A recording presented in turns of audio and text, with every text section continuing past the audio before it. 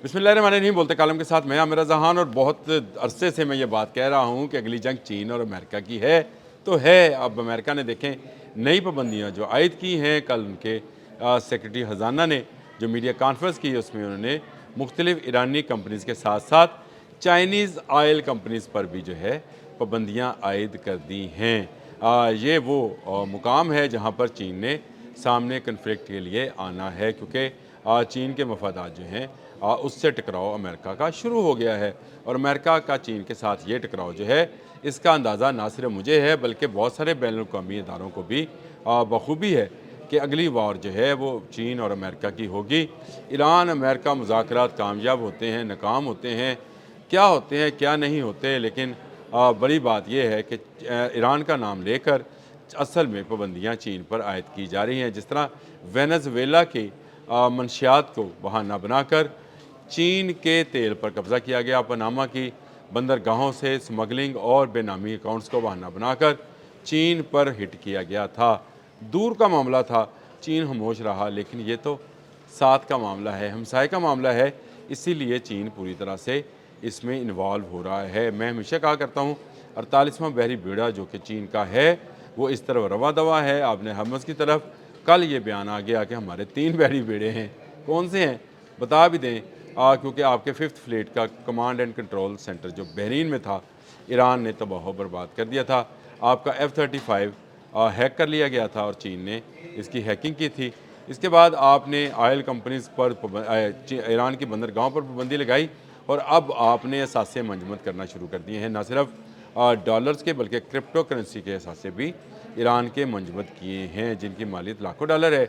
इसके साथ साथ आपने मुख्तलिफ़ कंपनीज़ जिनकी तादाद 40 है, जिनमें ज़्यादातर वो चाइनीज़ कंपनी हैं जो चीन के साथ तेल की तजारत करती हैं। ये वो पॉइंट ऑफ वॉर है जहाँ पर आकर चीन और अमेरिका के दरमियान एक बड़ी जंग जो है वो हो सकती है। इनके मबैन होने वाली जंग बड़ी मुहलक और एटमी जंग में तब्दील हो सकती है।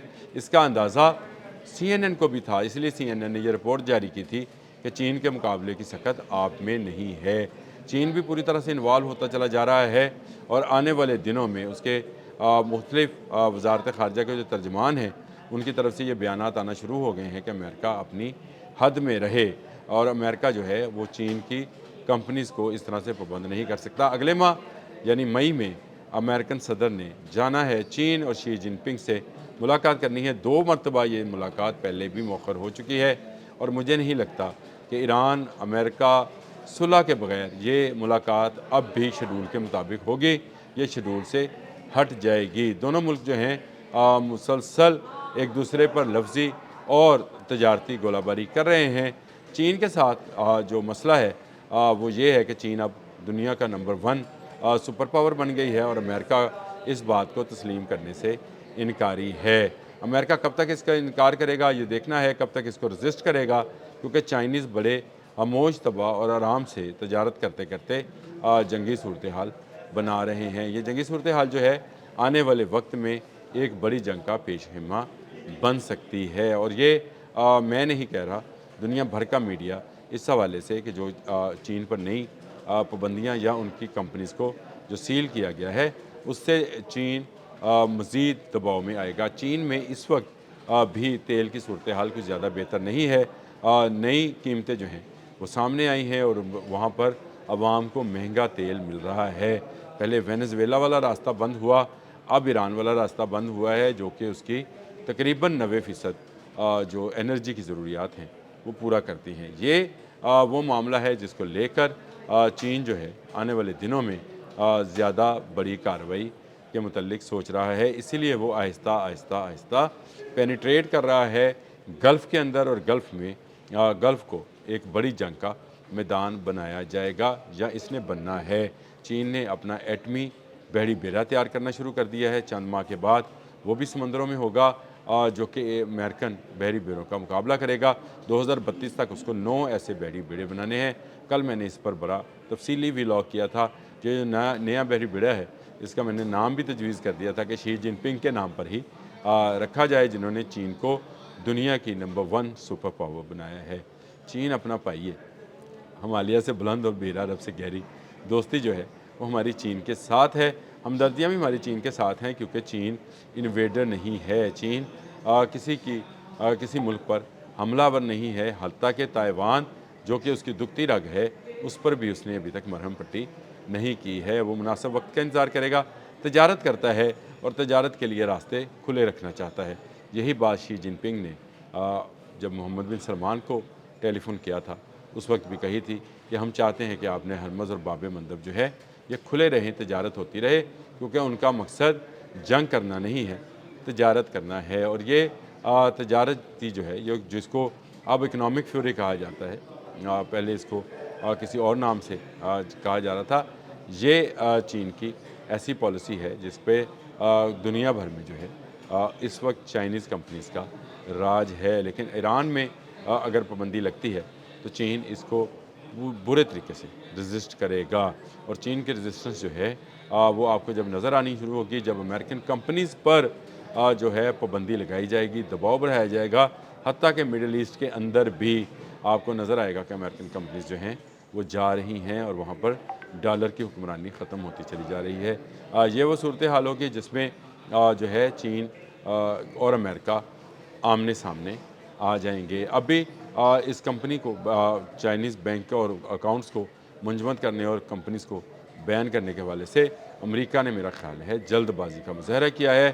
اسے تحمل کا مظاہرہ کرنا چاہیے تھا، کیونکہ چین نے 2 دن پہلے یہ بیان دیا ہے کہ ایران اور امریکہ کے مذاکرات ہونے چاہیے، چین اس کے حق میں ہے تاکہ آپ نے ہرمز کھلے، گلف میں کاروبار چلے۔ لیکن امریکہ کو شاید یہ پسند نہ آیا کہ چین جو ہے وہ گلف کے معاملات میں مداخلت کرے، لہٰذا نئی پابندیاں عائد کر دی گئیں۔ جو جہاز تیل بردار 2 پکڑے بھی ہیں یہ بھی چائنیز کمپنیز کے ساتھ منسلک بتائے جاتے ہیں۔ گو اس کی تردید آئے یا تائید آئے یہ الگ کہانی ہے، لیکن یہ ضرور ہے کہ ایران کا زیادہ تر تیل جو ہے وہ چین ہی خریدتا تھا اور چین ہی خرید رہا ہے۔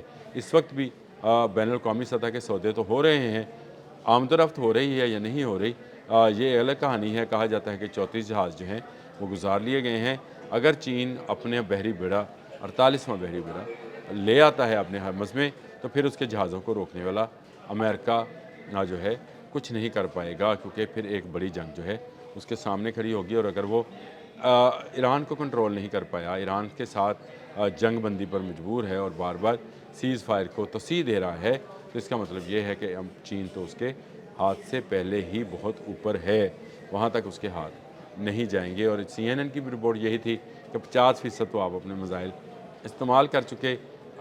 چین نے ابھی تک اپنا ایک بھی میزائل استعمال نہیں کیا ہے، اور اس کے پاس دنیا کے بہترین میزائلز کی ایک بڑی تعداد، یعنی دنیا میں سب سے بڑی تعداد جو ہے انٹر کانٹیننٹل میزائلز کی وہ چین کے پاس ہے۔ اس کے پاس بیلسٹک میزائلز کی وسیع رینج ہے جو کہ ایٹمی وار ہیڈز لے جا سکتے ہیں اور دنیا کے کسی ملک کے کونے کونے میں تباہی پھیلا سکتے ہیں، بشمول امریکہ کے۔